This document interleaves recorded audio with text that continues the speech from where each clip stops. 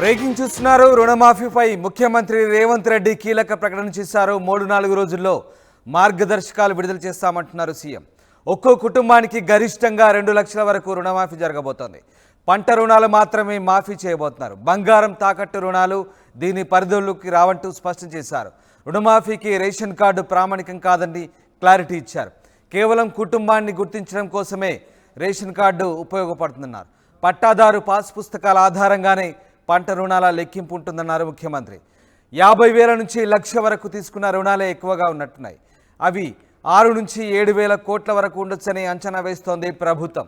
ఇక రుణమాఫీ తర్వాత పెన్షన్లు 4,000కు పెంపుపై దృష్టి పెట్టనుంది ప్రభుత్వం. ఢిల్లీలో రుణమాఫీకి సంబంధించిన వివరాలు వెల్లడించారు సీఎం రేవంత్ రెడ్డి. అయితే ఒక కుటుంబంలో 2 లక్షల లోపు ఎంతమంది తీసుకున్నా అందరికీ వర్తిస్తుందా, లేదంటే ఒక్కరికి మాత్రమే ఇస్తారన్న దానిపై అనేక సందేహాలు వెల్లువెత్తున్నాయి. ఈ నేపథ్యంలో ముఖ్యమంత్రి రేవంత్ రెడ్డి కీలక ప్రకటన చేశారు. రుణమాఫీకి సంబంధించి త్వరలోనే మార్గదర్శకాలు విడుదల చేస్తామంటున్నారు. పట్టాదారు పాసు పుస్తకాల ఆధారంగానే పంట రుణాల లెక్కింపు ఉంటుందన్న ముఖ్యమంత్రి. రేషన్ కార్డు ఏమాత్రం ప్రామాణికం కాదంటూ స్పష్టతనిచ్చారు. కేవలం కుటుంబాన్ని గుర్తించడం కోసమే రేషన్ కార్డు ఉపయోగపడుతుందంటున్నారు.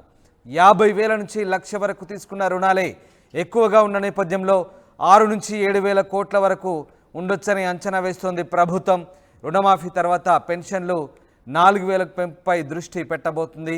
ఇక ఢిల్లీలో రుణమాఫీకి సంబంధించిన క్లారిటీ ఇచ్చే ప్రయత్నం చేశారు ముఖ్యమంత్రి రేవంత్ రెడ్డి.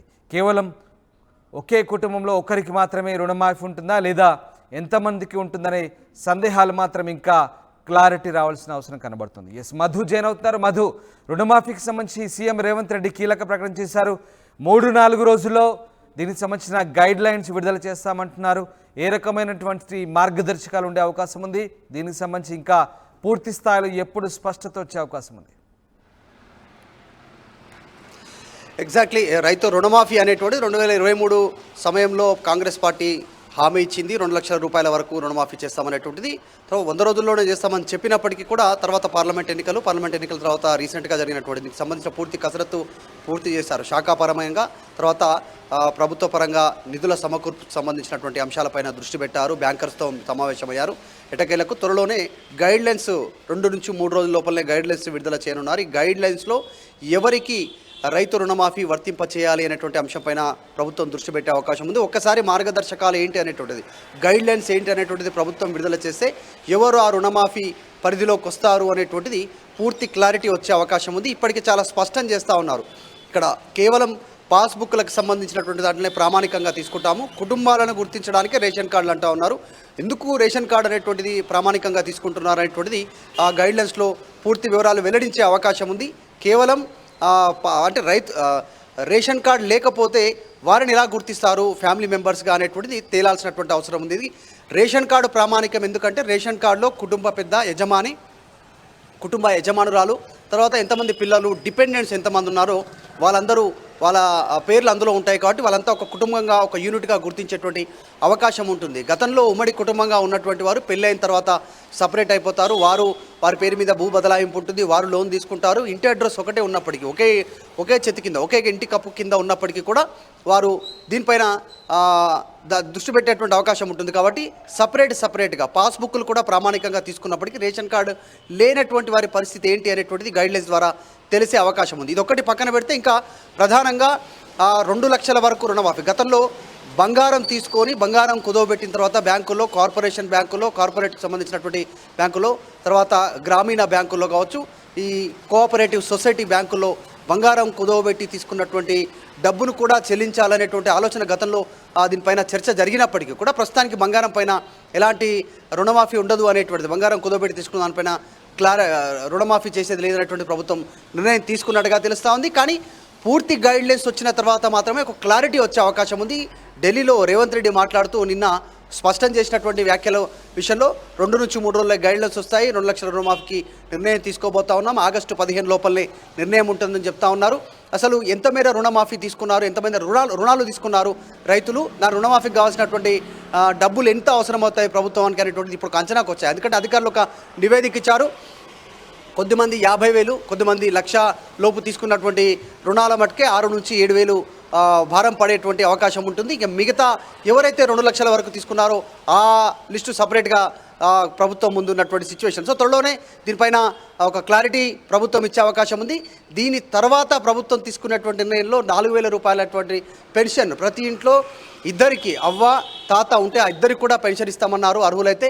దానిపైన ప్రధానంగా దృష్టి పెట్టేటువంటి అవకాశం ఉంది. మరొక ప్రధానమైనటువంటి ప్రభుత్వ హామీ రైతు భరోసా. గతంలో ఉన్నటువంటి రైతు బంధు పథకాన్ని ఇప్పుడు రైతు భరోసా పేరిట వీళ్ళు ఇవ్వాలనుకుంటున్నారు. గతంలో 12,000 ఇచ్చింది ప్రభుత్వం, బీఆర్ఎస్ ప్రభుత్వం.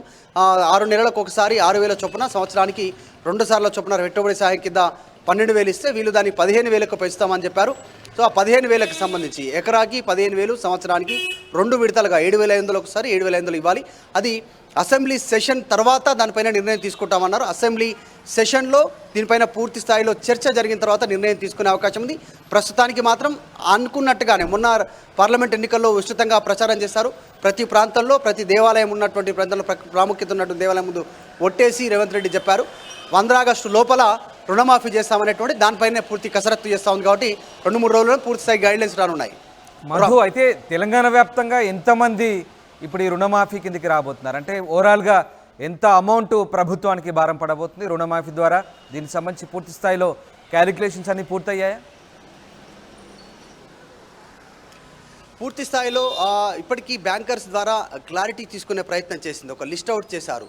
ఇప్పుడు రుణమాఫీ ఎవరైతే చేస్తూ ఉన్నారో రుణమాఫీకి సంబంధించినటువంటి సూత్రప్రాయ గైడ్లైన్స్ ప్రకారం ఎవరైతే రైతులు ఉన్నారో కరెక్ట్గానే లోన్ తీసుకున్నారు ఆ బ్యాంకుల నుంచి అనేటువంటిది, రుణం తీసుకున్నారు అనేటువంటిది క్లారిటీ వచ్చిన తర్వాత వారి నుంచి స్వీయ ఒక పత్రం తీసుకుంటారు. వారికి సంబంధించినటువంటి వారి స్వీయ వారే రాసిచ్చినట్టుగా, అంటే మేము తీసుకున్నటువంటి లోన్లో ఎక్కడ అక్రమాలు జరగలేదు, ప్రభుత్వాలను కానీ ఇటు బ్యాంకర్లను కానీ తప్పు సమాచారం ఇచ్చి మేము లోన్లు తీసుకోలేదనేటువంటి ఒక స్వీయ పత్రం వారితో రాపించుకోవడం జరుగుతుంది. గత ప్రభుత్వం కూడా ఇదే రకంగా లోన్ల మాఫీ సందర్భంగా ఇదే ఫార్మేట్ తీసుకోవడం జరిగింది. ఇప్పుడు అదే ఫార్మేట్ని ఉపయోగించేటువంటి అవకాశం ఉంది.